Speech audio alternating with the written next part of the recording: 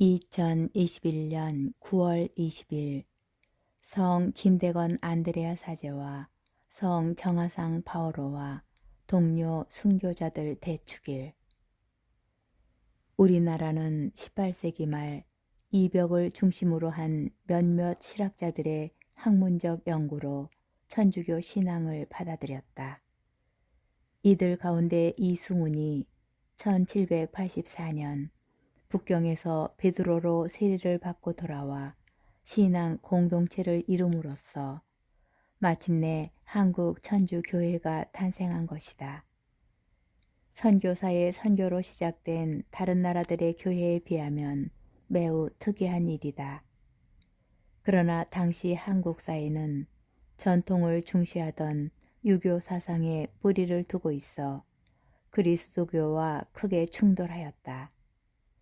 결국 조상 제사에 대한 교회의 반대 등으로 천주교는 박해의 시대를 맞이하였다. 신의 박해 1791년을 시작으로 병인 박해 1866년에 이르기까지 1만여 명이 순교하였다. 성 요한 바오로 2세 교황은 한국 천주교의 200주년의 해인 1984년 우리나라를 방문하여 이들 순교자들 가운데 한국인 최초의 사제인 김대건 안드레아 사제와 평신도인 정하상 바오로를 비롯한 103우위를 시성하였다. 이에 따라 9월 26일에 한국 순교 복자 대축일을 9월 20일로 옮겨 성 김대건 안드레아 사제와 성 정하상 바오로와 동료 순교자들 대축일로 지내고 있다. 현재 한국교회는 주교회의 시복시성 주교특별위원회를 중심으로 아직 시성되지 못한 순교자들의 시복시성을 위하여 많은 노력을 기울이고 있다. 제1독서 지에서 3장 1절에서 9절의 말씀입니다. 의인들의 영혼은 하느님의 손안에 있어 어떠한 고통도 겪지 않을 것이다. 어리석은 자들의 눈에는 의인들이 죽은 것처럼 보이고 그들의 말로가 고난으로 생각되며 우리에게서 떠나는 것이 파멸로 여겨지지만 그들은 평화를 누리고 있다. 사람들이 보기에 의인들이 벌을 받는 것 같지만 그들은 불사의 희망으로 가득 차 있다. 그들은 단련을 조금 받은 뒤 은혜를 크게 얻을 것이다. 하느님께서 그들을 시험하시고 그들이 당신께 막가진 아들임을 아셨기 때문이다. 그분께서는 용광로 속의 금처럼 그들을 시험하시고 번제물처럼 그들을 받아들이셨다. 그분께서 그들을 찾아오실 때에 그들은 빛을 내고 그루터기들만 남은 밭의 불꽃처럼 퍼져나갈 것이다. 그들은 민족들을 통치하고 백성들을 지배할 것이며 주님께서는 그들을 영원히 다스리실 것이다. 주님을 신뢰하는 이들은 진리를 깨닫고 그분을 믿는 이들은 그분과 함께 사랑 속에 살 것이다. 은총과 자비가 주님의 거룩한 이들에게 주어지고 그분께서는 선택하신 이들을 돌보시기 때문이다. 주님의 말씀입니다. 제2독서 사도 바오로의 로마서 8장 31절에서 39절의 말씀입니다. 형제 여러분, 하느님께서 우리 편이신데 누가 우리를 대적하겠습니까? 당신의 친아드님마저 아끼지 않으시고 우리 모두를 위하여 내어주신 분께서 어찌 그 아드님과 함께 모든 것을 우리에게 베풀어 주지 않으시겠습니까? 하나님께 선택된 이들을 누가 고발할 수 있겠습니까? 그들을 의롭게 해주시는 분은 하나님이십니다. 누가 그들을 단죄할 수 있겠습니까? 돌아가셨다가 참으로 되살아나신 분, 또 하나님의 오른쪽에 앉아 계신 분, 그리고 우리를 위하여 간구해 주시는 분이 바로 그리스도 예수님이십니다. 무엇이 우리를 그리스도의 사랑에서 갈라놓을 수 있겠습니까? 환난입니까? 역경입니까? 박해입니까?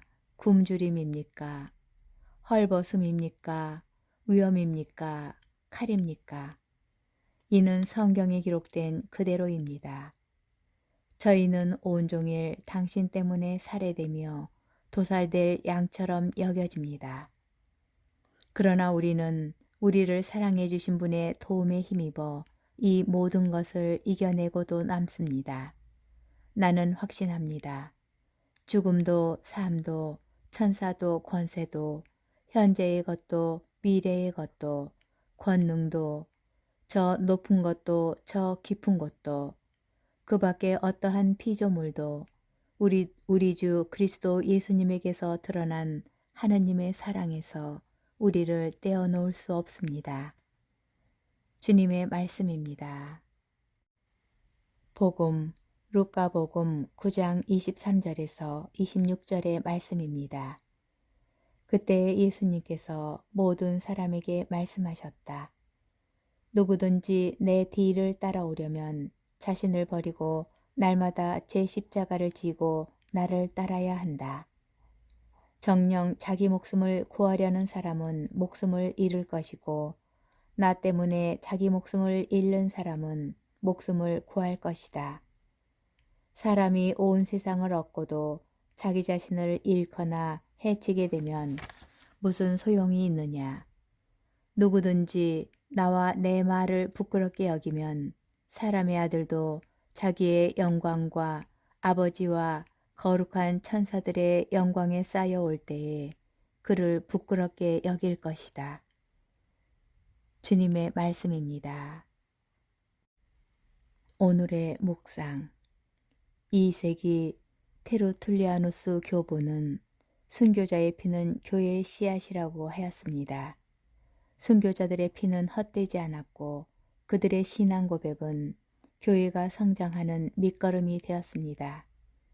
박해가 끝난 뒤 순교자들의 피로 심은 교회의 씨앗에 물을 주고 자라게 한 것은 하루하루 살아가는 신자들의 믿음과 일상 속 신앙의 증언입니다. 오늘 제2독서를 통하여 바오로 사도는 우리에게 묻습니다. 무엇이 우리를 그리스도의 사랑에서 갈라놓을 수 있겠습니까? 우리를 주 하느님의 사랑에서 떼어놓을 수 있는 것은 아무것도 없습니다. 오늘 기념하는 한국의 첫 사제인 성 김대건 안드레아 신부와 동료 순교자들은 살아서는 부끄럽지 않는 삶, 그리고 죽더라도 영원히 사는 삶에 대한 신앙을 가지고 있었습니다. 이러한 순교자들의 신앙을 우리도 간직할 수 있도록 하느님께 도움의 은총을 청하여야 합니다. 프란치스코 교황께서는 오늘날 교회의 가장 큰 신앙의 걸림돌을 물질주의와 세속화 현상으로 보셨습니다. 물질주의와 세속화 현상은 우리에게 좀 더 편하게 신앙생활을 하라고 속삭입니다. 지금 같은 시대에 뭘 그렇게 열심히 하니? 요즘 시대에 이 정도는 괜찮아. 또한 교회의 가르침이나 교리가 나의 사고와 맞지 않으면 합리적, 이성적, 일반적이라는 이유를 들어 나의 하느님을 만들고 추종하게 합니다. 이러한 삶의 자세로는 순교자들의 신앙을 이해할 수 없습니다. 쉽고 편안한 길을 가기보다 옳은 길, 주님께서 알려주시는 길을 갈 때 가장 안전하게 목적지에 다다를 수 있습니다.